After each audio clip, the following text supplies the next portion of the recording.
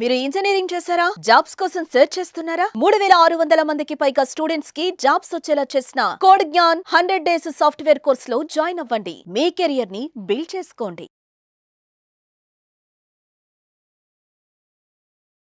పాకిస్తాన్ పాలిట కాలరాత్రి భారతదేశానికి శివరాత్రి ఎవరు ఊహించని విధంగా, ఎందుకంటే దేశవ్యాప్తంగా మాక్ డ్రిల్స్ జరుగుతాయనేటువంటి ప్రకటన చేయడం 7వ తేదీన కీలకమైనటువంటి 244 ప్రాంతాలకు సంబంధించినటువంటి లిస్టు ఆయా రాష్ట్రాలకి కేంద్ర ప్రభుత్వం అలర్ట్ ఇచ్చినటువంటి నేపథ్యంలో 7 తర్వాత లేదా 9 తర్వాత ఏదైనా అటాక్స్ జరగవచ్చు అనేటువంటి అంచనాలు ఉన్నాయి. ఎవరు ఊహించని విధంగా భారత్ సర్జికల్ స్ట్రైక్స్ తరహాలోనే మిసైల్ స్ట్రైక్స్ని ఈసారి ప్రయోగించింది. పాకిస్తాన్లో 9 ప్రాంతాలపైన ఫోకస్ చేసి అక్కడ ఉన్నటువంటి టార్గెట్స్ని నేలమట్టం చేసింది. అసలు ఈ 9 ప్రాంతాలని ఎంచుకోవడానికి కారణం ఏంటి? అంతర్జాతీయంగా ఏ సమస్యలు రావనేటువంటి ధీమాతో భారత ప్రభుత్వం తొలిసారిగా సాయిల్ టు సాయిల్ అంటే surface to surface missile attacks చేసిందనేటువంటి మాట చెబుతున్నారు. అధికారికంగా దాడులకు సంబంధించినటువంటి ధృవీకరణని చేసినప్పటికీ కేంద్ర ప్రభుత్వం చేసింది, రక్షణ శాఖ చేసింది, అలానే మిలిటరీ ఆఫీసర్స్ కూడా కొద్దిసేపట్లోనే దీనిపైన క్లియర్ కట్ ఎనాలిసిస్ రిపోర్ట్ ప్రజల ముందర ఉంచబోతున్నారు.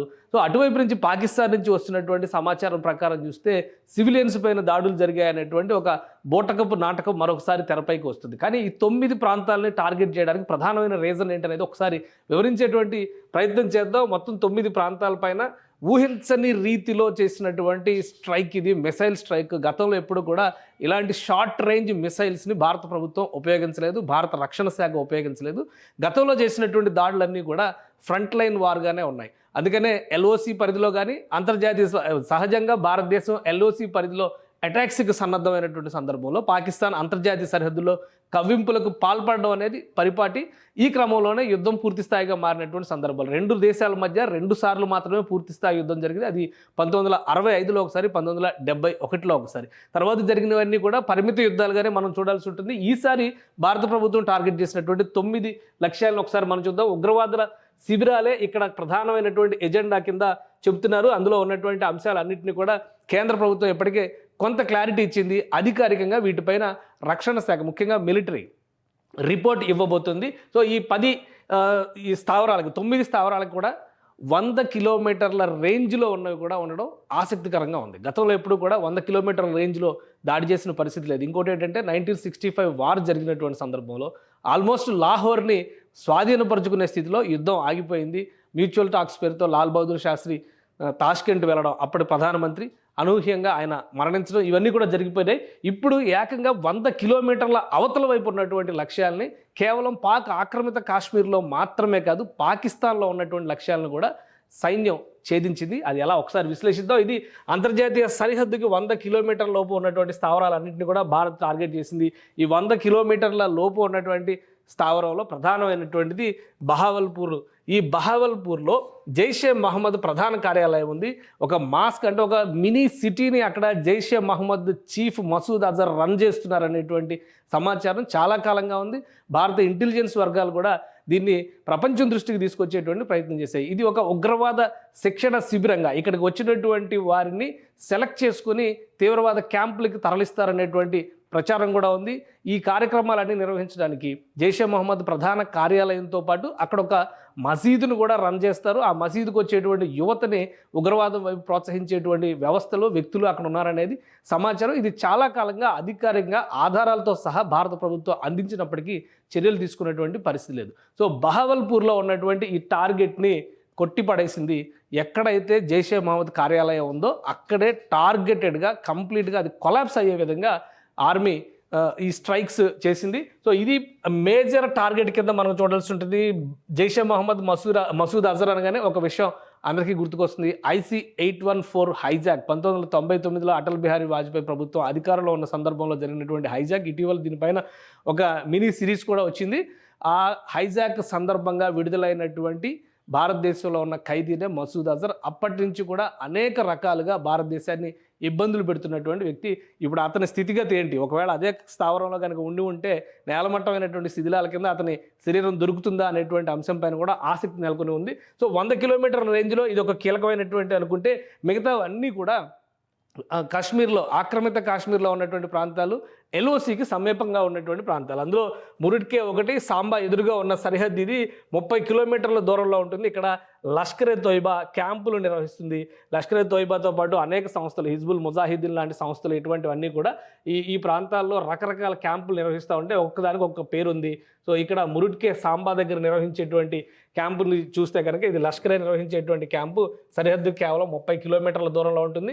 పూర్తిగా నేలమట్టమైనట్టుగా సమాచారం ఉంది. ఇక నియంత్రణ రేఖ దగ్గర పూంచ్ సెక్టార్, ఇవన్నీ కూడా కాశ్మీర్, జమ్మూ కాశ్మీర్లో ఉన్నటువంటి ప్రాంతాలు. దానికి ఎంత సమీపంలో, ఎంత డిస్టెన్స్లో ఉన్నాయనేటువంటి డేటా వచ్చింది మనకి.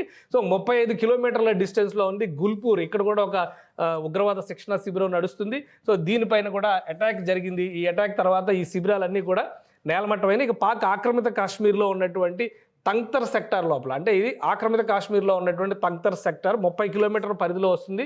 సవాయ్ అనేటువంటి ప్రాంతంలో లష్కరే క్యాంపు నిర్వహిస్తుంది. ప్రధానంగా చూస్తే లష్కరే క్యాంపులు, హిజ్బుల్ ముజాహిద్దీన్కి సంబంధించినటువంటి క్యాంపులు, జైషే మహమ్మద్కి సంబంధించినటువంటి క్యాంపులే ఎక్కువగా ఉన్నాయి. వీళ్ళు రకరకాల మారుపేర్లతో, ఇప్పుడు లష్కరే తోయిబాకి సంబంధించి మొన్నే ఉగ్రదాడి జరిగినటువంటి సందర్భంలో పెహల్గాం దాడికి సంబంధించి ఒక ప్రకటన కూడా వచ్చింది.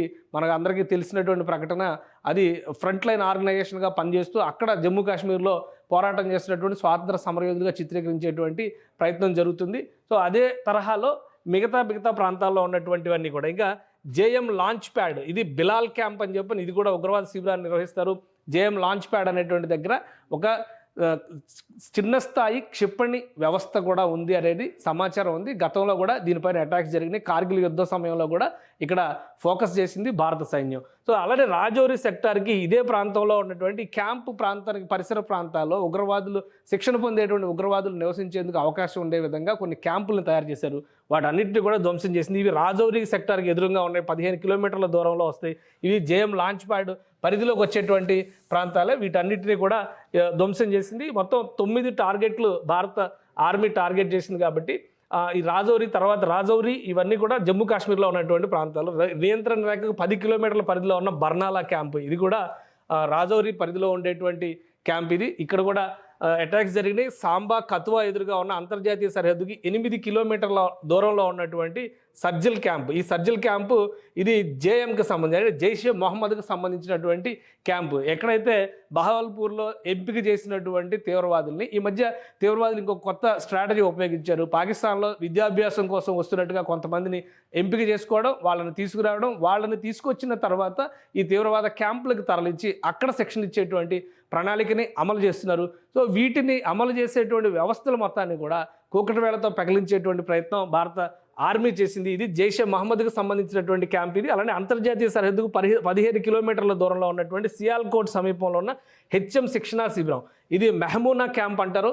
ఇక్కడ కూడా వందల మంది సైన్యంలో, ఆర్మీని ధ్వంసం చేసి, అంటే ఈ వందల మంది తీవ్రవాదులను తయారు చేయడం, భారత ఆర్మీని ఇబ్బందులు పాలు చేయడం, ఇవి అంతర్జాతీయ సరిహద్దు సమీపంలో ఉన్నటువంటి ప్రాంతాలు ఇవి. ఒకవైపు పాక్ ఆక్రమిత కాశ్మీరు, మరొక వైపు పాకిస్తాన్ భూభాగంలో ఉన్నటువంటి ప్రదేశాలు. ఈ రెండిటిని కూడా ఈసారి టార్గెట్ చేసింది.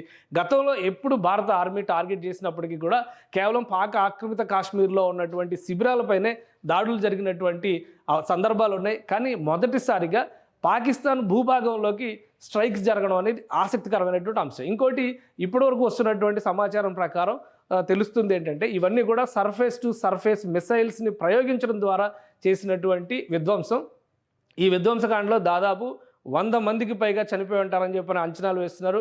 కేవలం ఈ బర్నాలాలో జరిగినటువంటి బర్నాలా క్యాంపులోనే దాదాపు 80 మంది వరకు చనిపోయి ఉండడానికి అవకాశాలు ఉంటాయనేటువంటిది ప్రాథమిక సమాచారం. ఇంకా ఏది కూడా కన్ఫర్మ్డ్ రిపోర్ట్ కాదు. అటువైపు పాకిస్తాన్ చెబుతున్నటువంటి మాట మాత్రం కేవలం 8 మంది మాత్రమే చనిపోయారు, మిగతా వాళ్ళందరూ గాయపడ్డారు. పైగా సివిలియన్స్ ఉన్నటువంటి ప్రాంతాలపైన దాడులు జరిగాయి అనేటువంటి వాదన చేస్తున్నది. కానీ ఒక విషయం ఏంటంటే, సివిలియన్స్ని ఒక షీల్డ్గా తీవ్రవాదులు ఉపయోగించుకోవడం అనేది పరిపాటి. యాంటీ సోషల్ ఎలిమెంట్స్ ఎవరైనా కానీ, వాళ్ళే కాదు, లోకల్గా ఉండే గుండాలు కూడా చేసేది ఏంటంటే, ఊళ్ళల్లో ఉండేటువంటి మనుషులందరినీ కూడా పెట్టి ఊళ్ళ మధ్యలో శిబిరాలు రన్ చేయడం అనేది మనం చూస్తూ ఉంటాం. అదే తరహాలో తీవ్రవాద శిబిరాలని రన్ చేసేటువంటి క్రమంలో చుట్టుపక్కల ఆ తీవ్రవాద శిబిరాలకు సపోర్ట్ చేసేటువంటి స్టాఫ్ కింద కానీ, వాళ్ళకి సానుభూతి పరులుగా ఉన్నటువంటి వ్యక్తులు కానీ, సింపథైజర్స్ని కూడా చుట్టుపక్కల పెట్టడం, ఇది నివాస ప్రాంతం అని నమ్మించేటువంటి ఎత్తుగడది ప్రతి సందర్భంలో పాకిస్తాన్ వేస్తుంది. సో ఈసారి ఆ ఎత్తులు ఏవి పారవు అనేటువంటి అంశాన్ని దృష్టిలో పెట్టుకొని భారత ప్రభుత్వం 2 అంశాలు ఇక్కడ ఆలోచించాల్సింది ఏంటంటే, సెక్యూరిటీ కౌన్సిల్,